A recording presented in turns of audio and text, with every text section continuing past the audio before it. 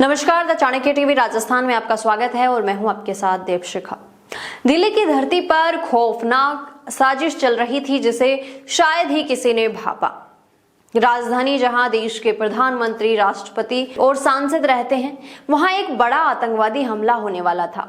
200 बम तैयार थे और मकसद सिर्फ धमाका करना नहीं था, असली योजना थी देश को धर्म के नाम पर तोड़ना, हिंदू मुसलमान के बीच दंगे कराना और दिल्ली एनसीआर को पूरी तरह से तहस नहस करना। लेकिन सबसे हैरान करने वाली बात यह थी कि इस पूरी साजिश के पीछे थे पढ़े लिखे डॉक्टर, जिन्हें भगवान समझा जाता है। डॉक्टर मुज़्ज़मिल, डॉक्टर उमर और डॉक्टर शाहीन, एमबीबीएस प्रोफेसर जिन्होंने मेडिकल कोर्ट के पीछे आतंकवाद की पूरी मशीनरी छुपा रखी थी। साल 2025 में कश्मीर के नौगाम इलाके में एक छोटे पोस्टर ने पुलिस की नजर पकड़ी। पोस्टर में खुले तौर पर धमकी और जिहाद के संकेत थे। पुलिस ने तुरंत सर्विलांस शुरू किया। फुटेज में दिखा डॉक्टर आदिल, जो फंडिंग और लॉजिस्टिक सपोर्ट संभाल रहा था। आदिल ने फरीदाबाद और गुड़गांव में बम रखने वाले नेटवर्क की जानकारी दी।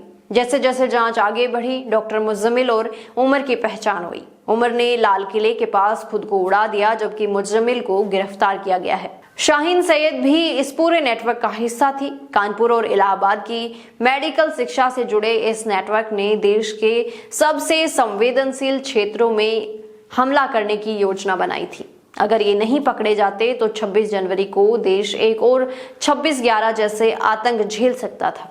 लाल किला, इंडिया गेट और अन्य ऐतिहासिक और संवेदनशील जगहों पर हमले की योजना बनाई गई थी। ये कहानी सिर्फ बम तक सीमित नहीं थी। मेडिकल प्रोफेशन की आड़ में फंडिंग, हथियारों की सप्लाई और आतंक फैलाने की तैयारी चल रही थी। जम्मू कश्मीर की पुलिस की सतर्कता ने इस खतरे को रोका।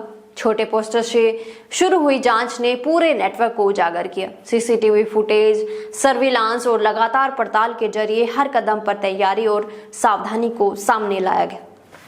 यह घटना हमें सिखाती है कि दुश्मन अब सिर्फ सरहद पार नहीं बैठा, वो हमारे बीच में है, पढ़े लिखे चेहरों के पीछे छिपा है। अगली बार इतनी खुशकिस्मती नहीं होगी, इसलिए सतर्क रहें, नजर रखें और अपने आसपास के लोगों और गतिविधियों पर ध्यान दें। दिल्ली पर यह हमला केवल एक हादसा नहीं था, यह एक खतरनाक आतंकवादी साजिश थी जो डॉक्टरों की आड़ में चल रही थी। अगर ये पकड़ा नहीं जाता तो भारत एक और 26/11 जैसी भयानक घटना का सामना कर रहा होता। याद रखें, सफेद कोट के पीछे भी दुश्मन हो सकते हैं जिन्हें हम भगवान का दर्जा देते हैं। और ये कहानी सिर्फ एक जीत नहीं बल्कि भविष्य के खतरे की चेतावनी भी है।